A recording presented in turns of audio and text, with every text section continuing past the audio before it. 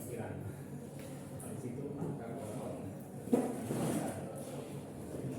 alumni 2016 dan secara pribadi tadi sudah ngomong jelas.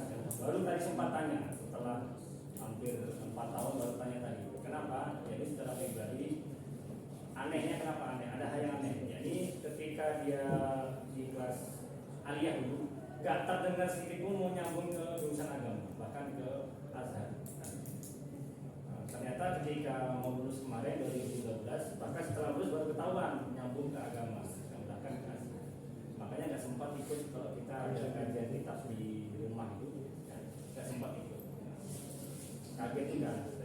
Nanti bisa tanya kenapa kayak begitu. Jadi keputusan itu ternyata kadang-kadang memang seperti itu. Kita kasih jelas. Kemudian secara letting alumni unik. Uniknya kenapa? Termasuk alumni yang terbanyak ke Azhar 5 orang. Gak tanggung-tanggung 5 orang. Kaget juga 5 orang bisa ke sana. Kemudian yang unik lagi di masa beliau jadi OSIS dulu, ada kejadian yang mungkin kita tahu kalian sebagiannya. Sampai masuk web dan sebagainya, ada sebagainya, menarik juga, kaget juga kita, serba unik. Jadi plusnya ada, yang minusnya juga ada. Dan kita ceritakan, dan juga di Azhar itu termasuk juga pegiat di bidang nulis, juara juga kemarin. Dan jangan dikira nulis itu mudah, sering saya sampaikan. Nulis jangan dikira mudah. Coba kalian suruh tulis 1 paragraf atau 1 lembar tugas bahasa Indonesia, lama kalian kerjain. Apalagi penelitian misalnya. Beda kalau kita main bola ya, lebih mudah mana? Jangan dikira mudah tulis itu walaupun cuma sekedar kegiatan tangan dan sebagainya. Ternyata kita khusus. Contoh yang sederhana bisa di Instagram. Sering sampaikan. Foto 10, tulisan cuma 30. Oh, TUI. Gitu kan? Karena memang berat nulis ini, sembarangan nulis. Bisa dijelaskan dan sebagainya.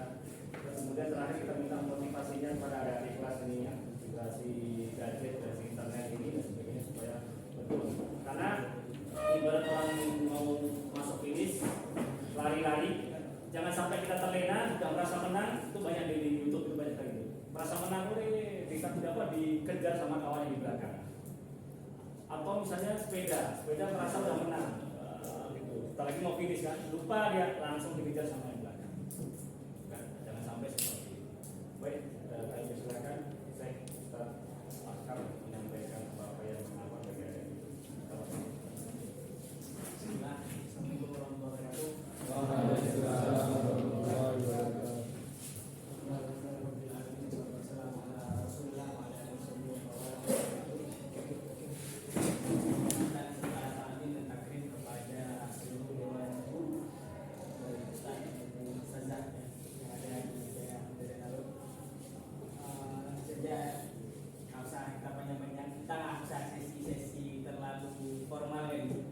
Anggaplah saya seorang abang kelas kalian enggak ya. Umur kita juga selisih jauh ya. Saya panggil kalian semua teman-teman aja ya. Kita sadukannya juga. Saya minta maaf, saya tahu gimana malam minggu itu kita nggak usah belajar tiba-tiba dengan kedatangan saya. Karena saya pernah di posisi kalian, ya. Tiba-tiba malam minggu, udah plan ini, udah plan itu. Dan dengar orang ngomong di depan kan. Tapi saya kali ini sharing bersama kita. Ya, halaman jadi halaman rumah. Sebelum ini, apa yang pun saya ngomong lama-lama, apa yang harus saya ngomongin untuk kalian ya. Jadi bawa santai aja kita ngomong. Mungkin sebagian saya kelas 6, kalian kelas 1 ya. Jadi cuma sekilas. Apa namanya? Formal lah, familiar ya dengan saya, apalagi dengan kasus-kasus saya ya, sangat mentereng gitu ya, pernah masuk orang 5 kali, udah pernah di depan sama pesantren, tapi itulah kehidupan sebenarnya. Gak terasa 5 tahun udah saya dari DNI, tapi ketika saya menjadi kaki pertama kali DNI, setiap saya balik, hampir setiap tahun saya balik ke Aceh, saya selalu sempatin luangin waktu untuk silaturahmi sama guru-guru di sini. Karena saya kuliah di Al-Azhar itu gak terlepas dari doa-doa itu. Saya gini, saya ketika saya masih di bangku-bangku teman-teman ini sekarang, saya bukan orang-orang yang pintar juga, bukan orang-orang yang selalu top 10, enggak. Ranking saya 13, 12, mentok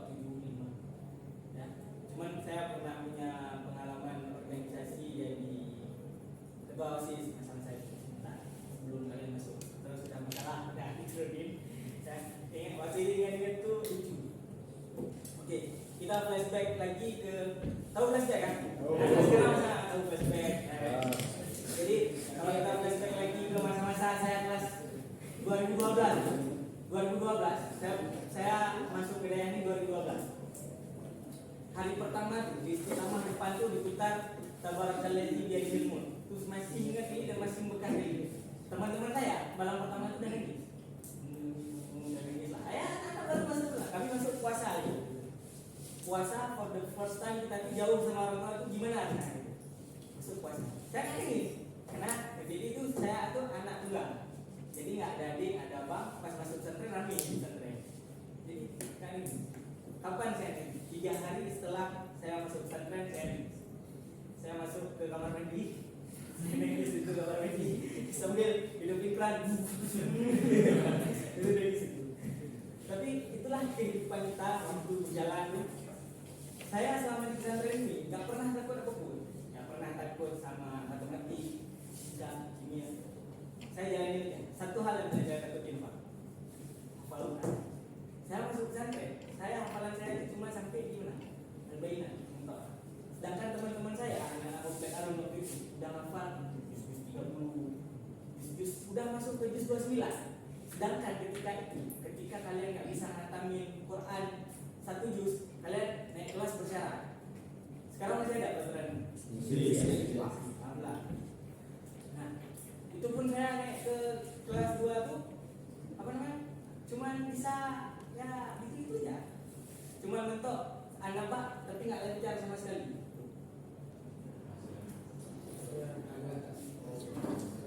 Habis itu masuk di sini saya alumni pertama Baitul Fas. Baitul Fas didiriin tahun kelas saya 2013. Saya ngetes dengan harapan apa? Itu saya bisa hafal Quran. Karena saya orang tipe kalau di dalam Al-Quran itu saya hafal tuh paling susah hafal di tempat 4. Paling susah hafal di tempat 4 itu tipe nomor 4 tuh, paling rendah.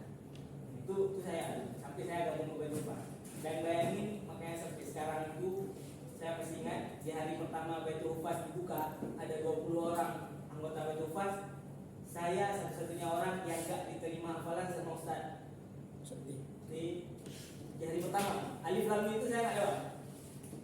Itu saya merasa serendah itu. Jadi kalau ada teman-teman sekarang yang ngeluh, oh susah kali hafal Quran ini. Saya salah satu orang yang paling susah juga hafal Quran. Alhamdulillah saya lulus dari pesantren jadi alumni di tahun 2018. Hafalan saya waktu itu 28 juz. 6 tahun saya ngabisin waktu untuk hafal Quran. Oke. Berat saya. Pernah saya tuh sampai nangis hafal Quran. Belum lagi ada anak lupa juga kan. Kalau ada kayak tubik, push up, dulu lagi pagi-pagi itu susah. Apalagi masih generasi pertama Baitul Fas tuh cukup ketat karena peraturannya itu masih di awal-awal. Karena sampai hari demi hari sampai saya tamat. Bukan itu poin penting yang mau saya bahas. Dulu ketika SD saya punya cita-cita jadi jadi astronot. Karena terinspirasi dari Neil Armstrong. Tahu Neil Armstrong? Ada yang punya cita-cita jadi astronot? Pernah nggak? Setelah tersirat gitu, pernah? Ada? Ini siapa nama yang itu sampai ini?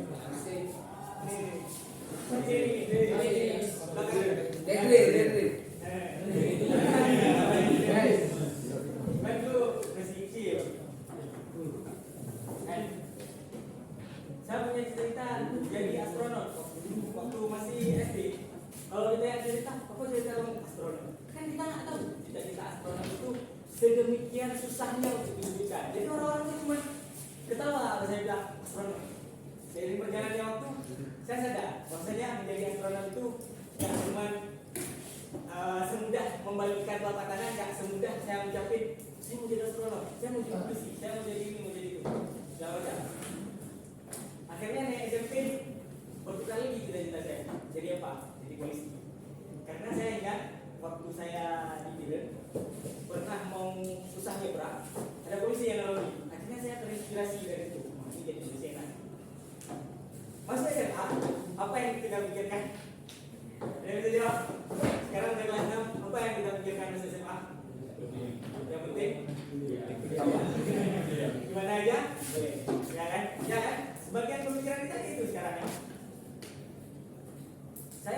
5 masih di awal-awal, saya harus sambung kemana? Passion saya itu gimana sebenarnya? Ke agama, ke umumkan. Dan kalau teman-teman di kelas 6 sekarang masih bingung, kalian telah. Saya harus bilang, saya minta maaf, kalian telah memikirkan masa depan saya. Sama dengan apa yang saya alami. Teman-teman saya kelas 5 itu udah jelas terprogram. Seperti beberapa teman yang berangkat ke sana itu udah mulai belajar sama Ustaz Daud itu. Yang mau ke teknik, ke Iqbal itu sama Pak Mur, kayak Bang Iqbal tadi kenal kan? Bang Iqbal tadi itu udah siang malam belajar sama Pak Mur sampai di rumah dimanapun belajar. Karena memang program mereka itu udah jelas. Tapi saya di kelas 5 ketika saya menjabat jadi ketua OSIS, saya masih awal-awal aja. Ini saya harus benar.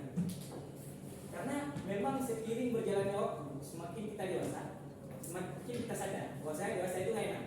Dulu ketika kecil kita pengen jadi orang dewasa, cepat-cepat kuliah. Ini kayak kalian nih, pengen cepat-cepat hirup udara bebas, seolah-olah kalian terjerat di dalam penjara suci, kan? Dasar dulu saya pulang ke liburan, itu status anak saya back to penjara suci. Dulu anak-anak sekarang kan udah main dulu ya. Anak-anak sekarang kan back to senior high school, kan? Apalagi dulu kan masa BBM, kalau BBM ya, BB kan? Nah, itu statusnya back to penjara suci. Kalau sekarang kan udah bisa. Anak-anak sekarang udah high, istilah-istilahnya itu udah tinggi. Ketika kelas 5, kelas 6, saya merasa di situ titik terenak dari masa-masa remaja saya. Kenapa? Saya terlepas dari yang namanya handphone. Karena kan kita dari nggak bawa HP waktu itu. Walaupun jujur saya pernah bawa HP, tapi saya nggak pernah bawa Android, cuma bawa yang HP kecil. Itu untuk mempermudah komunikasi saya sama orang tua, itu pun sebentar. Tapi kalau sekarang kalian tanya bagaimana kehidupan saya sudah terjerat sama yang namanya nomofobia. Tahu nomofobia? Hampir seluruh orang di dunia terjerat sama kehidupannya nomofobia, nomofobia istilahnya. Bentar aja mati lampu. Ini jangan bilang kita nggak ada kota. Bentar aja mati lampu di luar. Kita nggak ada. Rasanya kok ada separuh jiwa saya yang hilang. Ya, biasa orang-orang di luar tuh karena ngertinya itu ada separuh jiwa yang hilang karena ngerti apa. Itu nggak ada ini. Ini aja segitunya pengaruh gadget terhadap manusia sekarang. Gak tua, gak muda, gak umuran kalian, gak umuran saya, sama semua. Itu yang kami alami sekarang. Dan paling saya sesalkan dan paling saya sesali adalah teman-teman saya ketika itu. Dan mereka ngeluh sekarang. Teman-teman angkatan saya yang sekarang kuliah. Dulu pas dia rela gak keluar kamar, cuma stay depan laptop, project, PUBG, ML, main segala macam. Sekarang waktu untuk main-main itu banyak, tapi waktu untuk back duduk lagi di sini, hidangin makanan lagi, semua serba mudah, instan, tinggal tidur, jam tidur. Teman-teman semua perlu tahu, ketika kita sudah jadi mahasiswa, terlepas dari kehidupan daya yang menurut teman-teman itu semrawut, yang menurut teman-teman itu kayak ngekang segala macam, itu kita kangen sama posisi ini dan pengen ulang lagi. Pagi bangun sudah teratur, salat subuh, bangun salat subuh, sudah ada makan, tinggal masuk belajar dari jam segini. Ada orang-orang tipenya untuk belajar aja, cari waktu belajar sendiri dia aja itu susah. Sedangkan kita pas udah ini masih teraturin sedemikian rupa. Akhirnya saya sadar ketika saya udah kuliah itu, oh ya Allah, untuk manage waktu itu susah lagi. Dan kalau kita nggak belajar di usia kita di remaja sekarang SMA, maka nggak ada lagi. Dan itu bukan mitos. Semua teman-teman abang-abang yang udah duluan itu, ya realita mereka kuliah-kuliah. Tapi sangat berwaktu manajemen. Karena apa? Karena di sini ngerasa ditekan. Saya berani bersumpah lah itu. Wallahi saya juga dibilang selama 6 tahun saya tinggal di daerah ini, saya tuh selalu enjoy dengan semua apa yang terjadi di daerah. Gak pernah tertekan. Saya gak pernah rotak. Selama 6 tahun di daerah saya gak pernah rotak. Cuma dicoba aja. Kenapa? Karena saya tak melanggar hal-hal yang memang itu pelanggaran berat. Kecuali satu, saya terlibat pengumpulan yang itu tidak hilaf ketika itu.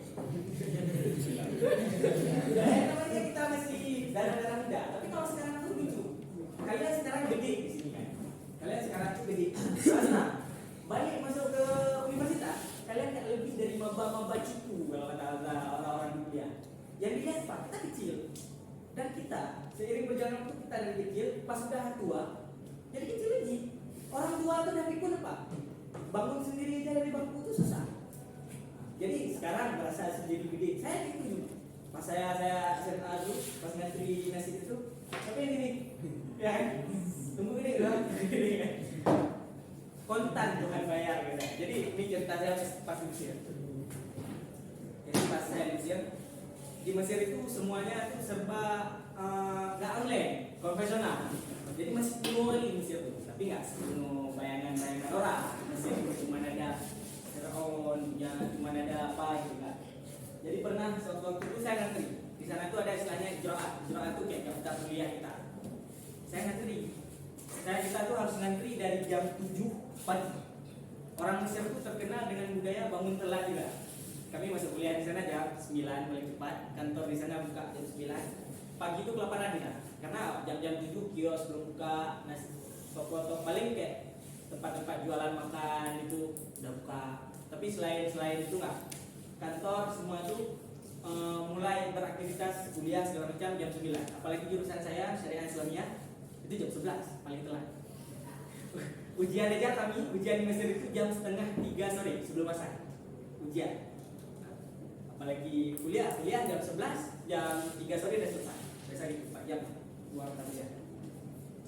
Jadi saya pernah ngantri kan. Ini misalnya kantor suun kan. Ini orang ngantri ini sampai ke gerbang kuliah.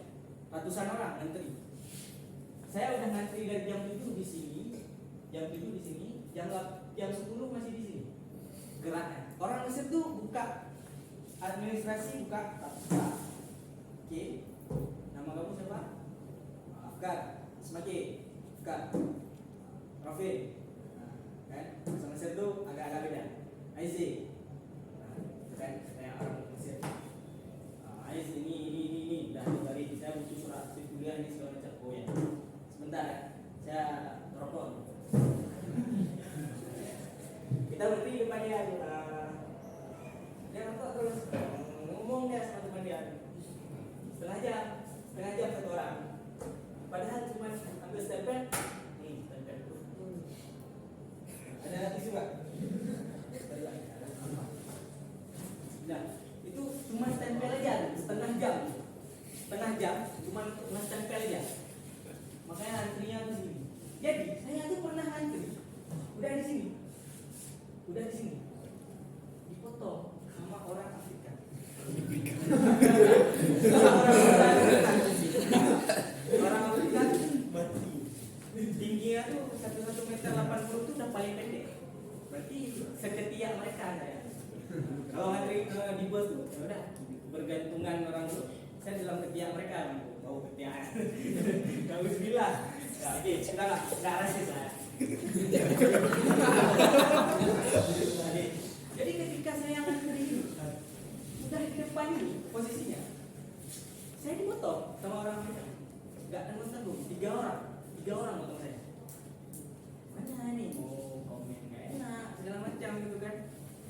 Saya bilang, enggak, di antara sekian banyak manusia yang ngantri, kenapa harus saya? Ada itu. Sontak di situ saya keinget sama masa lalu saya. Kita di sini, saya motong nasi, motong antrian, pas makan nasi. Jadi hal-hal yang kita lakukan itu, ya kecil besarnya, Allah tuh balas, kontan, ya, kontan Allah balas. Serius, enggak sekarang, tapi di masa depan, enggak sama orang yang sama, tapi dengan orang yang lain. Ada ini, saya nggak ke depan lagi mah, nggak depan sudah, tapi dari sekian banyak orang, kenapa di depan saya? Ketika saya muhasabah diri saya gitu. Jadi ketika kita udah di masa kuliah, nggak seindah realita yang kalian bayangkan. Itu yang saya bilang sama kalian. Sekarang kuota SBMPTN itu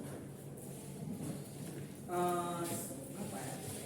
Kalau ada orang-orang sekitar 200.000 orang misalnya, yang diterima berapa? 80.000 Indonesia 5 itu segala macam. Kalau teman-teman nggak nge-push diri sendiri dari sekarang, nggak Ini kan udah kelas 6 nih. Udah kelas 6 kan? Udah paling tingkat akhir kan? Udah mulai bisa rasa-rasain diri. Saya nggak bilang harus ke agama semua, enggak. Saya nggak bilang harus ke umum semua, enggak juga. Tapi kenali diri kalian itu sendiri. Gimana? Saya cenderungnya kemana? Terus kita sebagai seorang anak harus apa? Harus konsultasi sama orang tua, harus ngomong sama orang tua. Walau bagaimanapun orang tua tuh yang paling tahu tak. Jangan sedih pas orang tua bilang, "Mak, saya mau ke agama." Kemana? Mesir, atau apa? Jangan sedih kalau orang tua itu larang. Kenapa? Karena orang tua paling tahu anaknya, orang tua paling tahu. Karena kita tanggung jawab orang tua. Cerita saya lagi. Kelas 5, naik kelas 6, udah kelas 6. Saya itu udah lulus di UII waktu itu. UII udah lulus berkas di jalur ini senam PTN ya. Senam PTN, apa namanya? Undangan. UII udah lulus, Universitas Muhammadiyah Jogja udah lulus. Tapi saya track, saya minta, saya nggak daftar. Orang tua saya, mama saya itu bilang apa? Kamu harus masuk kedokteran. Sedangkan ayah saya mau saya ke Madinah. Saya bilang sama mama saya kalau masuk kedokteran itu bisa lulus ya. Dengan saya belajar, saya yakin saya lulus. Tapi saya nggak suka kedokteran. Orang saya disuntik aja masih takut. Gimana mau jadi dokter? Lihat darah aja masih takut gitu. Dan keluarga saya tuh rata-rata itu akademisi. Keluarga besar saya tuh rata-rata guru ini, guru itu segala macam gitu.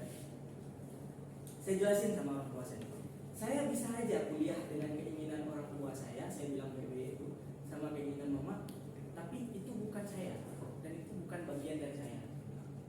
Akhirnya orang tua saya mencoba ngerti dan saya yakin teman-teman juga, orang tua teman-teman itu pasti paham juga dengan keadaan teman-teman. Jadi konsultasi sama orang tua itu penting mengenai masa depan kalian. Apakah misalnya kayak alah masih terlalu cepat nih bang? Enggak cepat, bener lama kalian yang bentar lagi di sini kan.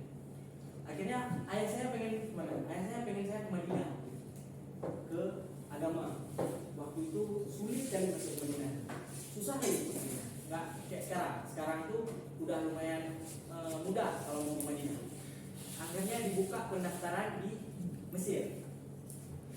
Ada namanya kalau dulu tuh seleksi nasional pemenang. Yang ikut ketika itu seluruh Indonesia 17.000 orang. Di tahun saya 2018, bayangin 17.000 orang. Tahun Bang Gazi kemarin yang ikut itu udah 20-an ribu. Artinya apa? Kehidupan itu sangat berputar dan minat orang terhadap sesuatu hal semakin tinggi. Jadi setiap tahun itu akan nambah. Jangan samain, ini udah 5 tahun dari saya lulus kan, 2018 kan. 17.000 orang seluruh Indonesia, yang diterima cuma 1.200 orang. Di Aceh waktu itu yang ikut seleksi nasional 897 orang ya, saya masih ingat. Yang lulus cuma 176 orang di Aceh waktu itu yang ke Mesir. Ketika saya lulus dari pesantren, saya bingung. Saya masih cenderung ke umum. Saya pengen kuliah di Jogja, Malang, atau yang enggak di Aceh waktu itu. Saya bingung. Makanya saya nggak gabung sama teman-teman saya yang mau ke Mesir belajar sama Sadut.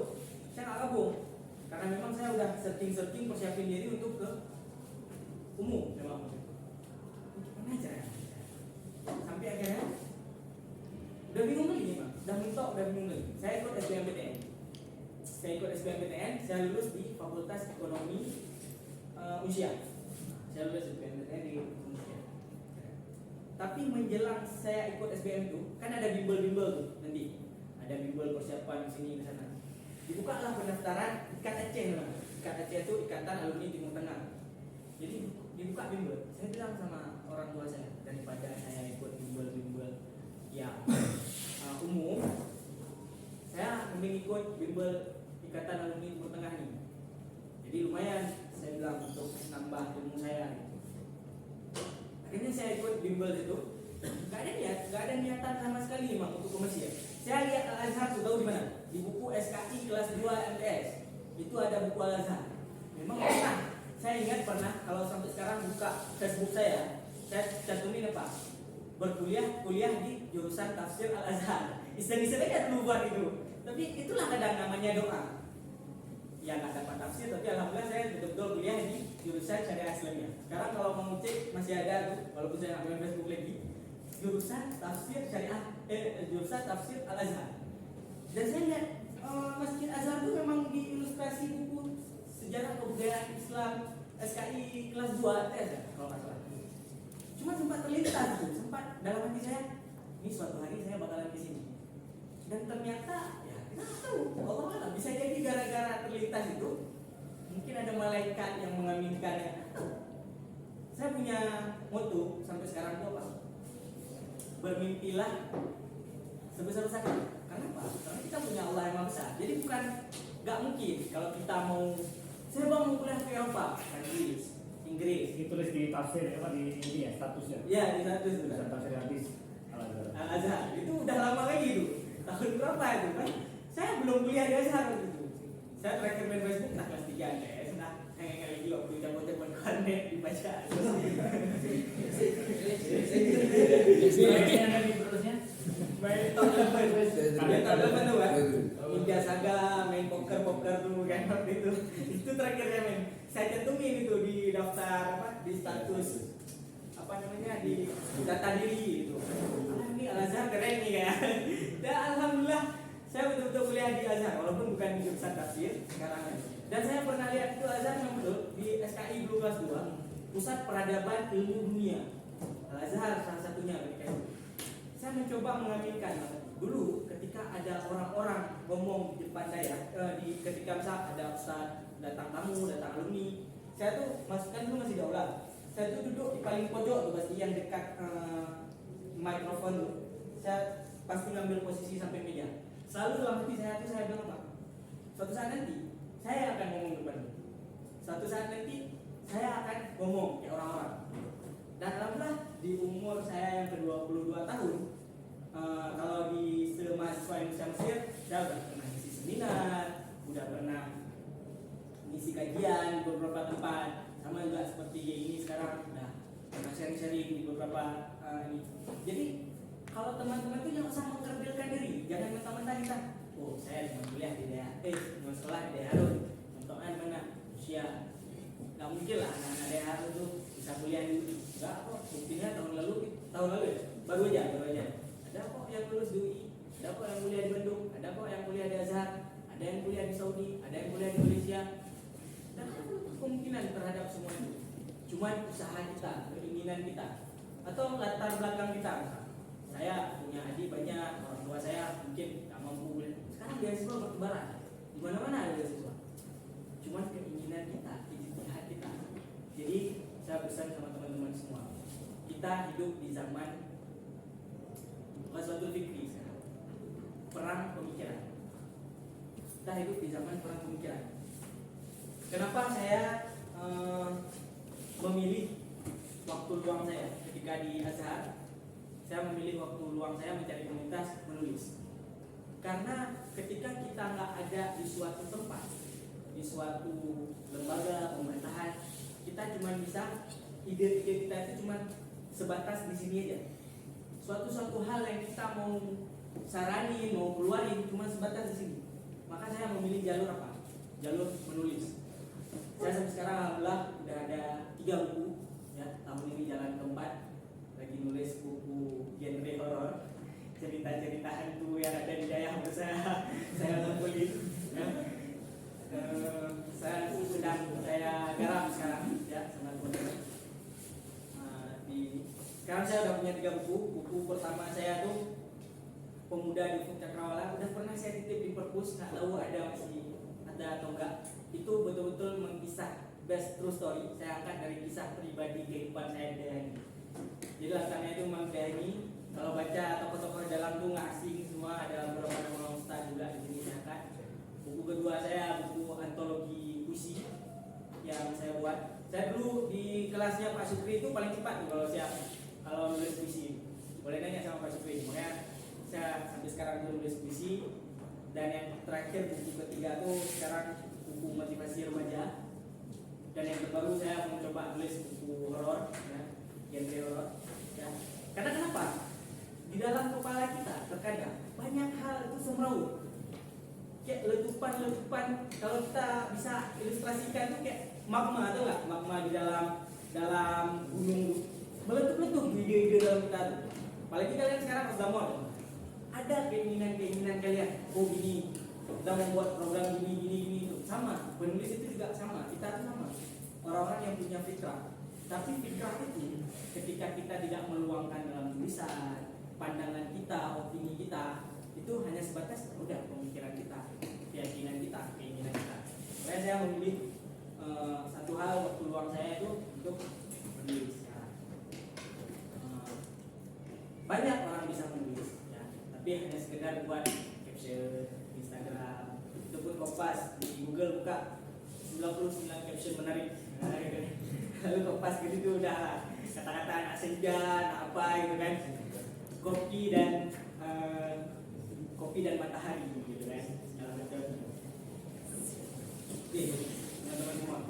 Jadi saya mau bilang ke teman-teman semua, ada satu poin penting yang ini sangat-sangat penting ketika kita naik kelas 6. Apa? Segala hal tentang masa kanak-kanak kita 5 tahun yang sudah berlalu, coba disampingkan terlebih dahulu, karena ada masa depan yang nanti kita. Ketika kalian lepas atau diwisudakan dari daerah, itulah real kehidupan yang akan kalian jalani. Dan ketika kalian nggak punya mental, nggak siap dengan keadaan, maka dunia luar sana kalian akan terombang-ambing. Kalian ya udah pengaruh lingkungan entah ke kiri entah ke kanan. Tapi kalau kita punya keteguhan dari sini, kita bisa manajemen waktu, bisa segala macam. Di Mesir itu nggak ada, kami kuliah itu di aula gede, nggak ada absen. Di aula yang gede itu bisa satu kelas itu bisa 1000 orang. Gimana mau di absen? Habis waktu itu sehari untuk absen ya kan. Tapi kalau nggak ada kesenangan gini, ya udah kita nggak pergi kuliah. Dan ketika kita nggak pergi kuliah, kita nggak tahu apa-apa, kita nggak bisa ikut ujian. Karena pertaruhan di Mesir itu cuma nilai ujian, nilai akhir. Nggak ada presentasi, nggak ada segala macam. Beda, itulah yang buat beda Mesir. Tapi yang buat Mesir itu menempa orang-orang dalamnya apa? Karakteristik orang-orang di Mesir. Bagi saya orang Mesir itu cuma ada 2. Kalau bukan seperti Nabi Musa ya seperti Firaun. Paling jahat sama paling baik, udah. Itu saya baru-baru sampai di Mesir ditipu, dipukul, dicopet, segala macam. Ya lah, sekarang udah berani kalau orang tuh bentak, nggak boleh juga, walaupun tinggi orang Mesir itu kan. Kalau ditampar kita sama orang Mesir, langsung tanah kita. Sebegitunya. Orang Mesir tuh mengangkat lemari segitu, kulkas 2 pintu. Kami beli kulkas di rumah. Saya tinggal di lantai 4. Jaraknya itu dari rumah belakang lah, rumah Ustaz Afrizaldin. Masih tinggal 87 lah, nomor 87. Ke sini dia ngangkat cuma sendiri. Kayak gini dah, diikatnya badan dia jadi sebegitu kuatnya orang Mesir. Makanya kalau kata Napoleon Bonaparte, tahu Napoleon Bonaparte? Napoleon Bonaparte itu orang yang menjajah Prancis, panglima perangnya Prancis. Kalau kamu mau cari prajurit paling kuat itu ada sama orang Mesir. Orang Mesir itu asli kuat-kuat kali beda. Sama orang Asia tinggal kali, tegak, apa gitu. Ya, makanya tak heran ketika mereka mampu bangun piramid. Itu kalau lihat piramid kalian ngomong, kok bisa bangunan tinggi berapa ya kalian? Berapa meter tingginya itu udah bisa dibangun 4000 tahun lalu. Ada traktor masa itu, nggak ada elevator, angkat bulldozer untuk angkat barang, nggak ada. Itu ngerinya orang-orang Mesir itu ya. Jadi satu poin penting yang tadi saya bilang, mulai sekarang coba stay fokus. Yang pertama, menikmati masa-masa terakhir di daerah, berikan kesan-kesan terakhir sama guru. Saya yakin, sampai sekarang saya yakin, entah apapun, saya rasa kalau kecerdasan saya rasanya nggak akan mampu bawa saya ke Azhar.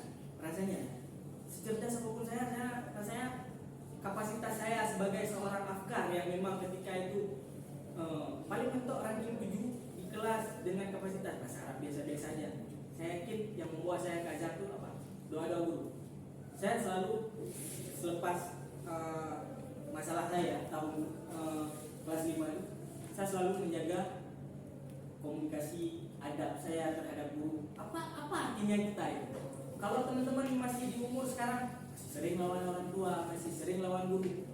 Saya ingat ketika itu Syekh di sana itu pernah bilang, omongan guru itu, doa guru itu racun. Racun dalam artian apa? Gak ada hijabnya sama Allah. Jadi apapun yang didoakan guru sama seperti orang tua doakan, bakalan terijabah. Jadi kalau di kelas 6, kalau sekarang misal kita kadang ada gila, nah lawan guru, ketemu sama guru, minta maaf, ketemu sama guru, dan itu bukti nyata. Berapa banyak alumni yang udah melawan guru sampai sekarang, kontak penting di luar, nggak jelas, kuliahnya segala macam, ya. Kita udah kelas 6, kita udah masuk fase terakhir.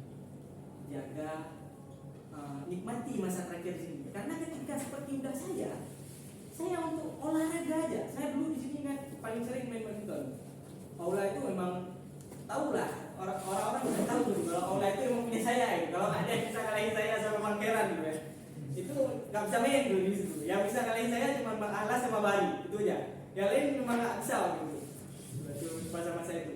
Saya begitu gila, saya sebegitu akutnya saya sama olahraga. Makanya saya heran ketika saya balik tahun kemarin, orang-orang setelah sholat asar masih jalan santai. Kalau kami dulu nggak, lari buka asrama, lari. Entah kalian ada bawa HP sekarang dengan kalian lalai di dalam asrama, wallahu alam, atau ada laptop nonton segala macam. Tapi saya ngerasa nyesal. Segitu saya waktu itu udah segitunya, saya udah mewakili terus mau persen segala macam. Tapi untuk cari waktu olahraga sekarang aja, di waktu saya mahasiswa, sebegitu susahnya. Jadi kalau di masa kalian sekarang kalian nggak habisin waktu untuk hal-hal yang ada di daerah ini, ya, entah apa gitu atau apa, itu sangat disayangkan. Saya dulu nggak bisa nulis juga, tapi satu hal yang buat saya bisa nulis, saya suka baca. Itu kalau tanya sama Society, berapa banyak buku yang nggak saya balikin dulu sampai Society merepet. Maaf kalau beliin udah 3 bulan belum habis saya baca, saya tumpuk. Kalau jam-jam Pak Mur, tapi ini jangan contoh. Jam-jam Pak Mur. Jadi matematika kan 3 jam. Dari jam 10 sampai jam setengah 1 ya pulang sekolah. Saya duduk kelas ujung tuh ya. Saya duduk di bagian kanan, yang di pas di sini itu di bawah situ. Saya berdiri buku cetak, di bawah saya baca. Cuman saya udah perhatiin dulu, udah sejam saya belajar gitu sama Pak Mur, itu udah betul-betul ruwet, saya baca di bawah. Saya juga pernah dulu ya. Ini kalau saya ingat saya lucu. Saya dapat novel Terelie. Sehari saya tuh gak masuk kelas. Dari siap sholat subuh saya ngatamin novel Terelie itu. Dari siap sholat subuh saya pulang, saya izin gak masuk kelas sampai sore. Saya keluar rumah, saya ngatamin novel Terelie. Hujan yang angin yang jatuh, daun yang jatuh tidak memiliki angin. Itu saya pernah ngatamin. Saya punya dulu kalau istirahat akhir-akhir bulan kan kita udah kantong kering ya, misalnya udah uang jajan kita udah nipis kan. Sebagian teman-teman tuh sholat duha, saya enggak, saya ke perpus minjam buku sama saya ini. Terus saya ingat sampai kenapa kamu terus yang nampak di sini, kamu mana gitu. Ya, saya tuh sempat salah satu punya hobi baca buku, makanya sampai ke Mesir ketika nulis itu udah mudah karena banyak pembendaharaan kata. Jadi membaca itu betul-betul membuka pemikiran, cakrawala kita segala macam. Dan teman-teman nggak harus punya hobi membaca. Sekarang saya aktif nulis di Vizo. Vizo itu dalam sebulan kita bisa dapat gaji $200. Kalau kita nyetor 90.000 kata. Saya nggak sampai $200, baru $50 pernah saya dapat. $50 berarti itu sekitar 800.000 ya. 800.000 lah pernah. Gara-gara saya nulis di Visu, saya menyelesaikan sebulan 50.000 kata cerita. Jadi sekarang media-media platform kita cari rezeki itu semua udah ada terpampang di gadget. Dan gimana cara kita mempergunakan gadget itu? Nge-scroll Instagram bisa saja, bagus-bagus saja. Tapi follow-nya apa? Indosor, pengetahuan, agama itu. Toh sekarang semua media tuh, kalau kalian mikir platform TikTok itu kan identiknya apa? Dengan orang-orang goyang di situ. Enggak. kenali tip-tip ini? Tergantung MIP kita. Jadi kalau teman-teman bukanya soccer, bola itu terus itu info transfer, Mattis the Light, Bayern Munchen, ini segala macam kan. Jadi tetap mempergunakan gadget itu di era sekarang itu hal yang wajar, tapi cuma cara kita membatasinya dan mengontrol diri untuk terlibat dalam circle-circle yang pengetahuan. Tips menulis itu bertebaran, tips beasiswa bertebaran, info lomba bertebaran di sana di Instagram. Cuma apa faedahnya kalau kita nyekrol Instagram cuma like satu orang, dah. Apa faedahnya? Coba follow akun-akun yang berfaedah yang menunjang dengan relate sama kemampuan kalian. Contoh, kalian mau ke UI, kalian follow segala jenis hal-hal berkaitan dengan UI, ini segala macam. Tips triknya itu bertebaran di situ. Tanpa kalian harus beli buku yang terbaru, ada semua.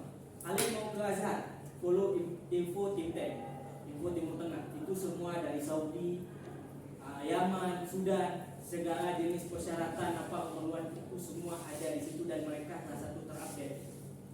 Jadi sangat disayangkan kalau kalian teman-teman sekarang di umur sekarang yang kalian banggakan apa? Udah kira apa sekarang? Udah pakai apa sekarang? Ya kan? Udah kalau enggak apa itu ini? Itu tahu seperti itu sama hal gitu.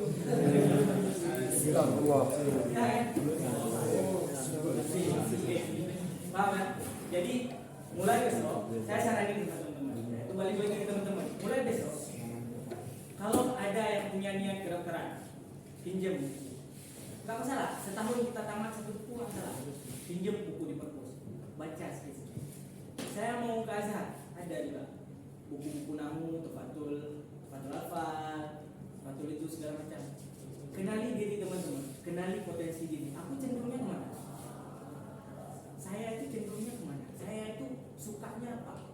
Karena berapa banyak orang-orang yang ngetes kampus karena ikut teman.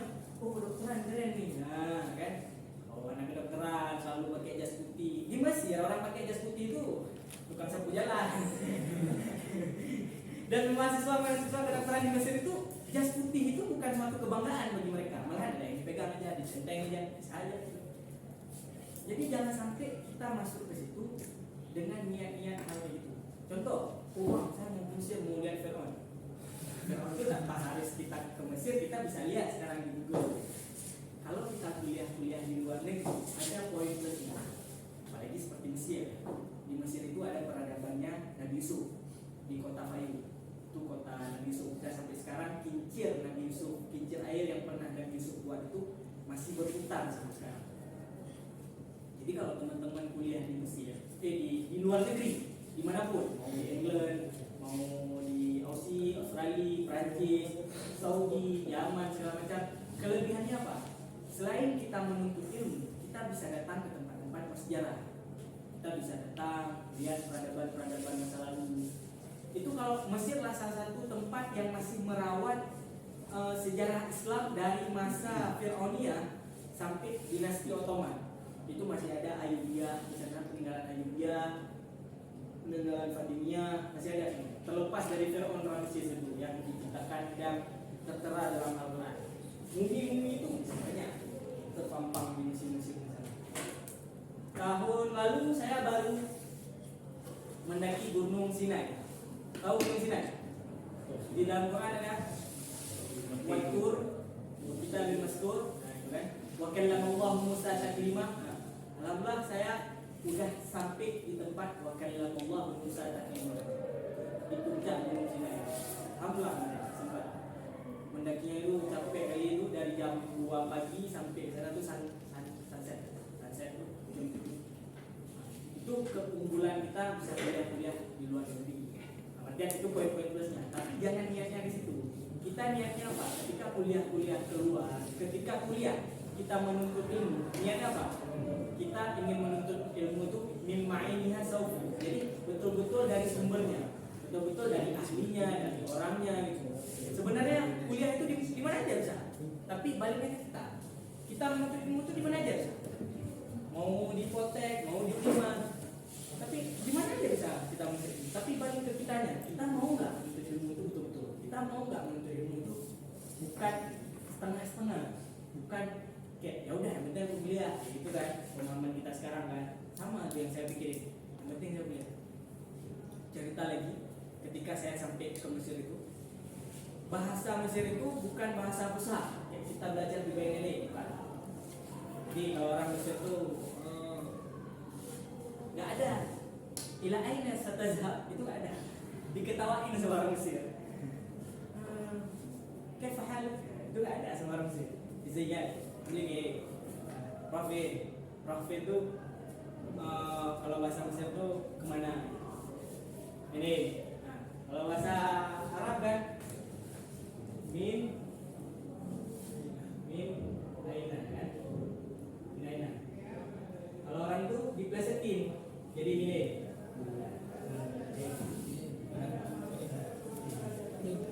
Jadi banyak bahasa-bahasa Mesir itu yang diplesetin. Kalau bahasa Arab meja itu maktabun, tapi kalau bahasa Mesir apa? Trambeza. Trambeza itu bahasa Prancis.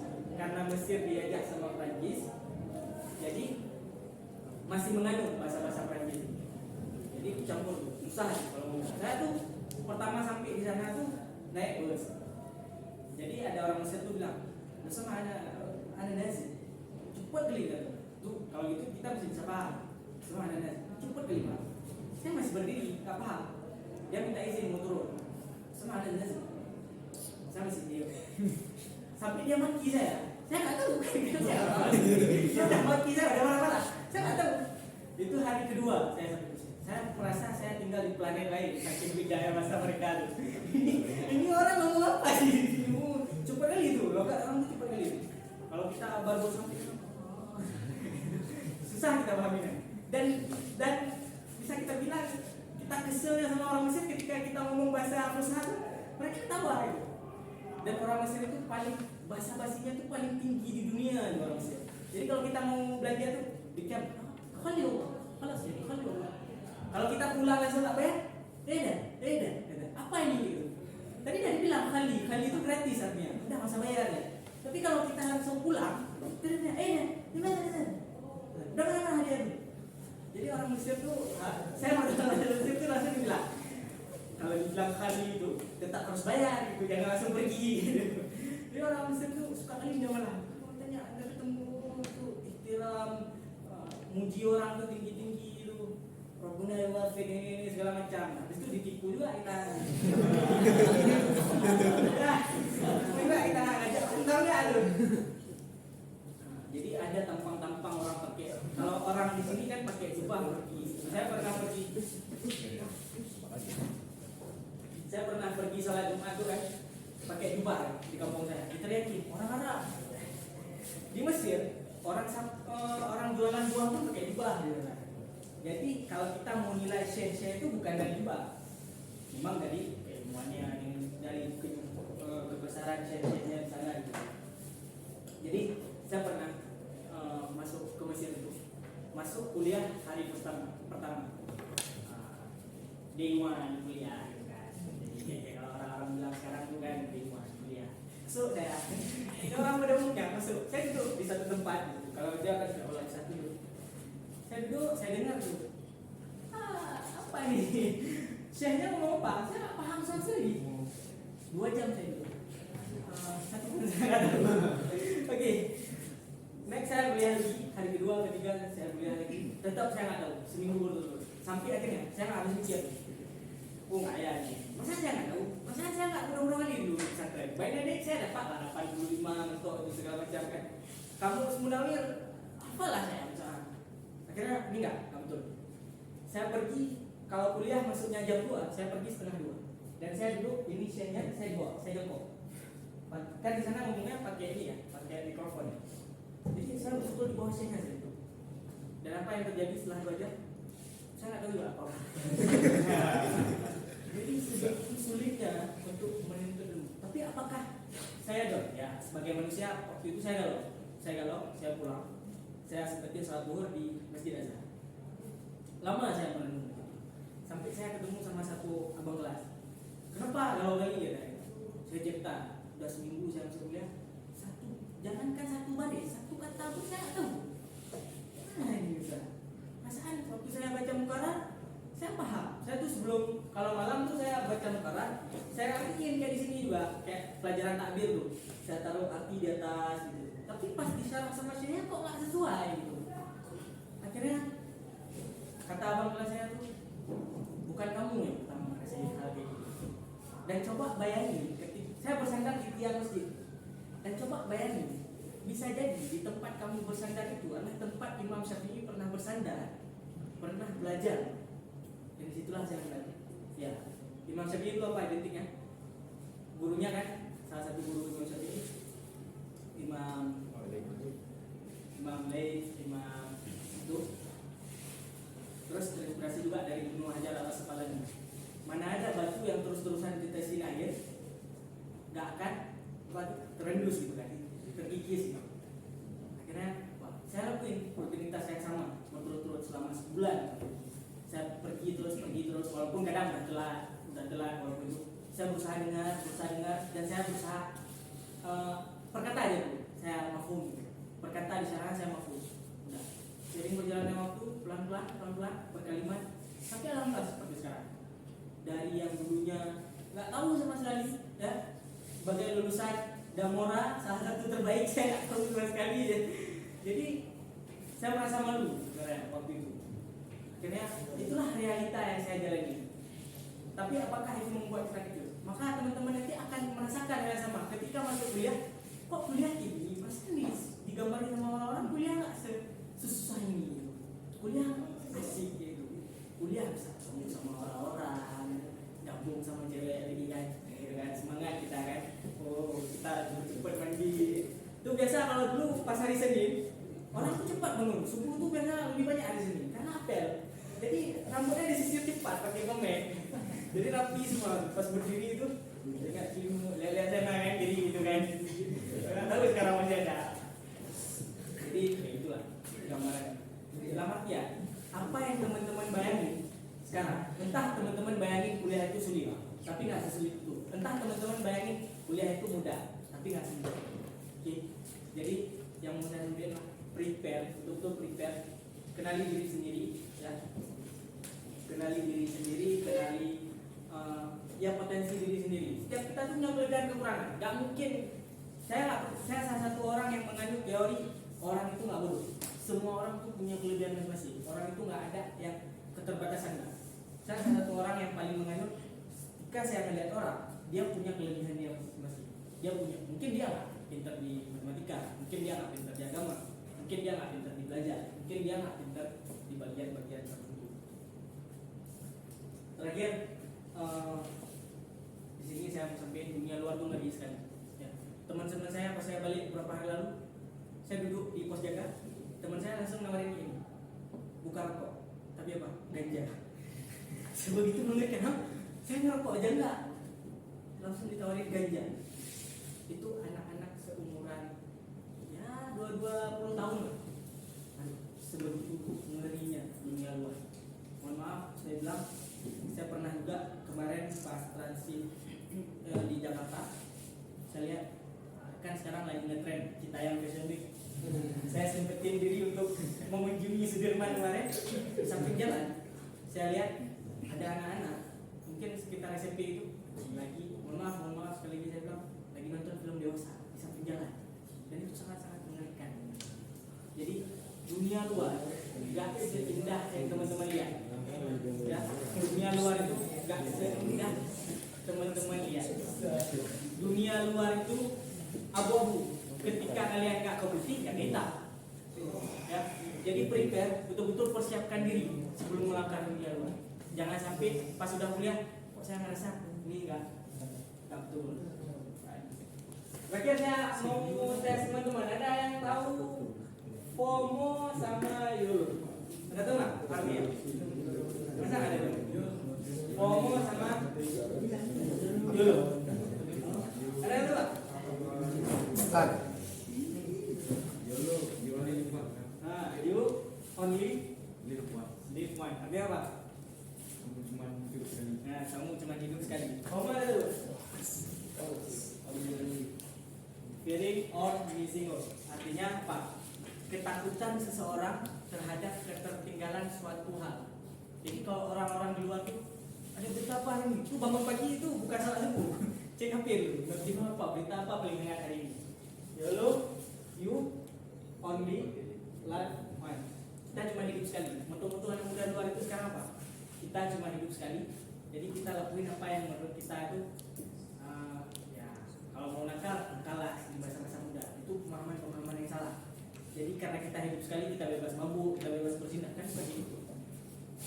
Jadi ketika kamu hidup sekali, seharusnya apa yang harus kamu persiapkan adalah bekal-bekal kita depan. Bekal-bekal kita ya beribadah. Mama kalau pun jinna wal insan illa ya'budun kan. Jadi apa sebenarnya yang kita kejar di dunia ini? Selain amal-amal kebaikan. Buat segala hal-hal baik ini. Sering-sering bersedekah. Saya merasa kali the power of sedekah. Karena yang Tuhan lihat dari sedekah kita itu bukan dari nominal besarnya, tapi dari keikhlasan kita. Saya pernah satu mata kuliah itu, kalau kami mata kuliah di sana itu 300 halaman dan itu semua diujiankan. 300 halaman semua nggak ada kisi-kisi. Kalau Ustaz Daud dulu 50 soal nanti 10 ini keluar, ini nggak ada. Kalau Ustaz Daud dulu di pelajaran SKI dulu kami kasih kisi-kisi ya, ini 50 soal pasti ada yang keluar di sini. Kalau di sana nggak ada. Saya cuma bilang kulum dari kita. Kulum dari kita 300 halaman 7 bab. Semua pembahasannya. Dalil soal nggak banyak, 3 biji. Tapi apa yang kita lihat itu? Pengertiannya, hukumnya, dalilnya, caranya. Misal dalam bab melamar, apa aja yang bisa seorang pengantin lakukan atau orang yang melamar lakukan. Terus kalau lamarannya udah ada duluan orang, terus lamaran orang lain datang gimana? Terus dari pandangan mazhab Syafi'i gimana? Mazhab Hanafi gimana? Mazhab Maliki gimana? Dan itu semua beda-beda. Jadi dari segi ta'rif aja 4 mazhab itu udah beda. Belum lagi dari segi hukum. Nah, itu kami harus ngafal semua. Itu terutama di jurusan saya di Syariah Islamiyah. Belum lagi dalil Quran sama hadis itu udah pasti. Belum lagi qiyas, belum lagi ijma, belum lagi ihtisan, belum lagi segala macam metode cara mengambil hukum dalam Islam. Ada 13 macam. Itu semua tuh bercampur jadi satu soal. Dan ketika kamu membuka soal tuh pening. Pulang kuliah saya langsung kasur. Itu saya pernah muntah-muntah. Kuliah muntah-muntah. Karena saking padatnya soal-soal di Azhar. Dan di Azhar itu nggak bisa nyontek. Saya duduk di sini, teman saya di ujung ini, yang jaga 1, 2, 3. Saya jatuh pulpen, jatuh pulpen, menunduk, saya ambil pulpen. Saya bangun, udah ada pengawas di depan saya. Masa tak? Langsung digeledah tas-tas saya, semua diperiksa ini saya. Masa tak? Langsung dilihat. Ditahan, pernah saya ditahan gara-gara saya jatuh pulpen. Saya nunduk bentar, persekian detik, tiba-tiba bapak itu pengawasnya ada depan saya. Ditahan di depan saya. Diinterogasi saya, kenapa kamu tadi nunduk? Bahkan saya kan ini, ya Allah yang saya, Allah yang sini nih saya bilang. Pasti saya bilang tadi pulpen saya jatuh segitunya ujian Azhar. Makanya kami kalau udah ujian Azhar sebulan sebelum ujian udah kurung diri di kamar keluar ke musola. Mau belajar tuh, nggak bisa ujian kayak jam 7 pagi baru buka materi ini. Ini lihat pengawasnya siapa? Ustaz Rahmat.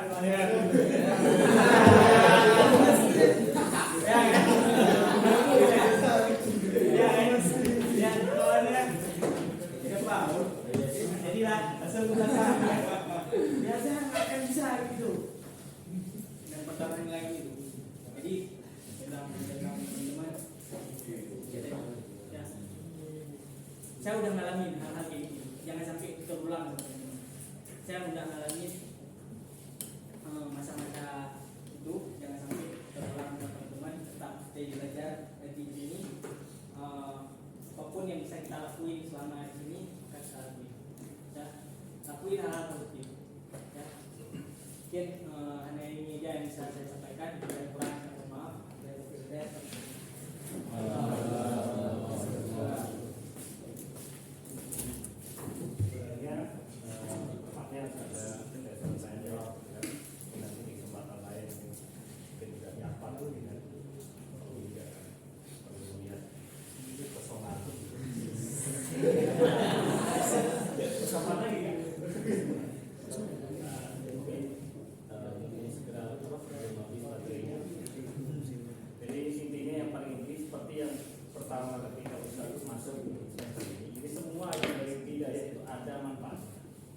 bahasa Indonesia ternyata ada manfaatnya kan?